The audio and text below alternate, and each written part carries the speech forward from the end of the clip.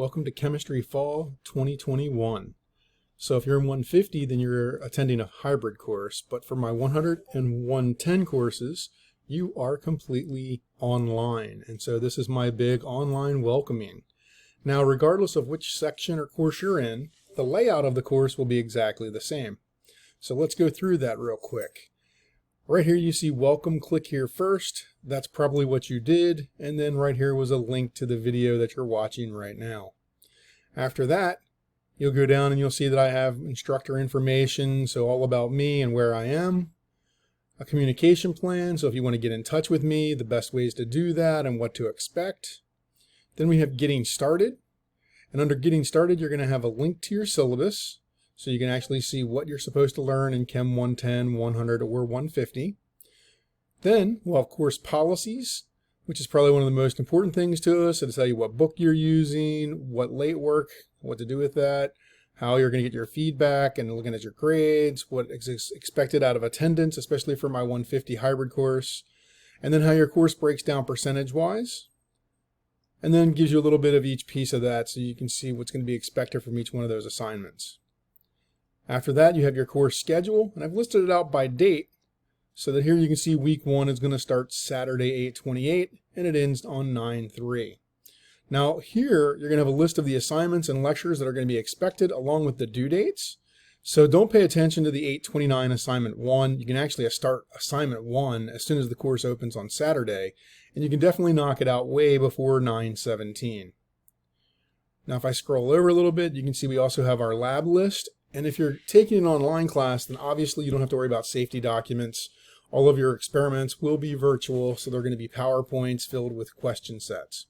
So here you don't have to worry about anything for safety, but then you can see each week it gives you a due date. And as you notice, the due date seems to be awfully repetitive, 9/17, 9/17. And that's because that's going to be the Friday of week 3. So all of your assignments are going to be due that Friday, and the exam will open up on Saturday. And you'll have 1 week to complete exam 1.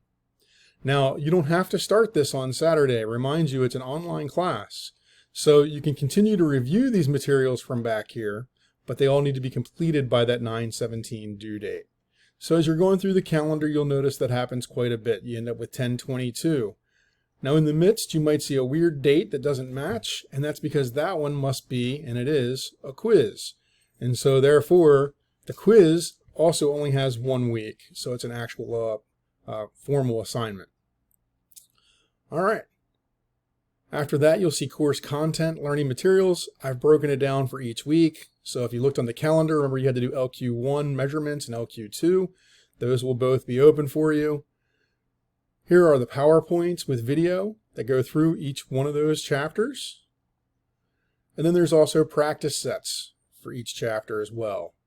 And then, of course, if you were going to be a hybrid course, you'd have to worry about safety, and so there would be your safety forms that you'd need to bring.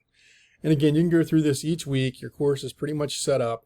What I won't do is flood you by opening up every single week, but I will start to open up weeks in advance. So you should expect the first few weeks to be open almost immediately Saturday, and that way you can get to work right away and even work ahead if you'd like. Now, the last tab we have is called Student Resources. And under Student Resources, first you can see there's going to be a fall tutoring flyer that I've attached. You can pop that out and see what Deltec is doing for you as far as tutoring goes. There's also a link to Smart Thinking. And then I've given you the original PowerPoints that I made all of our videos from, which are slightly different than the very last tab, which is your publisher. So the textbook that we're using, where all the information is coming from, I've also provided the PowerPoints that they use. Now I did skip over a tab, and that is Student Learning Guides. Here you'll see me reference in the videos different charts and different tables. And so here we have a mole calculations chart. This will make more sense as you're working through the course. Don't worry about it right now. Your periodic table, compound naming flow chart, and a polyatomic ion list. As we end up with more student guides, we'll potentially put these in here and then make announcements to let you know that they're there. All right, so that's pretty much everything your course is going to entail. The best way to get a hold of me, I can tell you now, is going to be emails. But if an emergency does come up and you need, I have provided my cell phone number to you as well. So here we are. August. It's going to kick off and the semester is going to fly by, but for the next 15 weeks, hopefully we'll get to know each other.